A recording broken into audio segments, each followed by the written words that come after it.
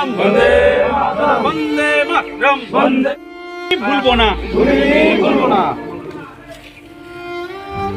হিমালয় জিন্দাবাদ জিন্দাবাদ INTTUC Raiganj block 2 সভাপতির মৃত্যু হয় মঙ্গলবার এক মর্মান্তিক সড়ক দুর্ঘটনায়। জানা যায় সেই লহন্ডা থেকে বিন্দুল দিয়ে মঙ্গলবার রাতে তিনি মোটর বাইকে করে আসছিলেন।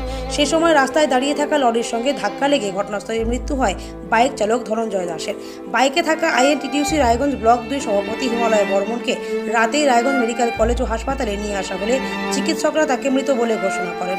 সাথে সাথে শোকের ছায়া নেমে আসে পরিবার পরিজনের মধ্যে। রাতেই হাসপাতালে তাকে শেষ দেখা করতে আসেন দলের বেশ কিছু নেতাকর্মীরা। বুধবার সকালে তার মরদেহ পোস্টমর্টমের জন্য নিয়ে যাওয়ার সময়ও পাশে ছিলেন দলীয় নেতৃত্ব সহ তার পরিচিতরা। শুধু রাজনৈতিক ব্যক্তিত্ব হিসেবে নয়, এলাকায় মানব দরদী হিসেবেও পরিচিত ছিলেন হিমালয়।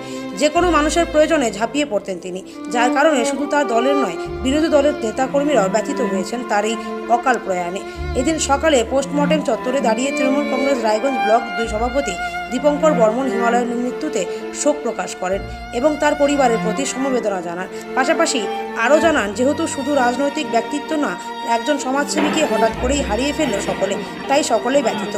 তার চলে যাওয়ায় দলের যেমন অপূরণীয় ক্ষতি হয়েছে, তেমনি সমাজের একজন উপকারী মানুষ চলে যাওয়ায় ক্ষতি হয়েছে সমাজেও, বলেন তিনি। তার পরিবারের পাশে সবসময় সব পরিস্থিতিতে পাশে দাঁড়ানোর আশ্বাস দেন দীপঙ্কর বর্মন। হিমালয় বর্মন আমাদের তৃণমূল কংগ্রেসের আইএনটিটিউসির রায়গঞ্জ ব্লক প্রেসিডেন্ট ছিলেন এবং হিমালয় বর্মন একজন পরোপকারী এবং বিপদের বন্ধু হিসাবে এলাকায় পরিচিতি ছিলেন। যে রাত বেরাত বলে কিছু নেই, যখনই বিপদে কেউ পড়তো ডাকলে পরে সে ছুটে আসতো।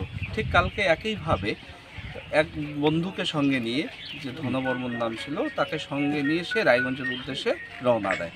কেউ বা কাহারা তাকে ডেকেছিল বিপদে পড়লে, হসপিটালে রক্ত লাগলে বা যে কোনো বিষয়ে হোক, সে সাহায্যের জন্য এগিয়ে আসতো। তাই মানুষ বিশ্বাস করে ডেকেছিল। তিনিও রওনা দিয়েছিলেন তার বন্ধুকে নিয়ে। কিন্তু আসার পথে আমাদের বিন্দুল রোডের ওখানে এক নলপুকুর বলে একটা জায়গা রয়েছে, সেইখানে ট্রাকের সঙ্গে তার অ্যাক্সিডেন্ট হয় এবং ওখানেই যে বাইক চালিয়েছিল স্পট ডেথ হয়ে যায়। এবং পরবর্তীকালে আমরা হিমালয় বর্মনকে রায়গঞ্জ মেডিকেল কলেজে নিয়ে আসি।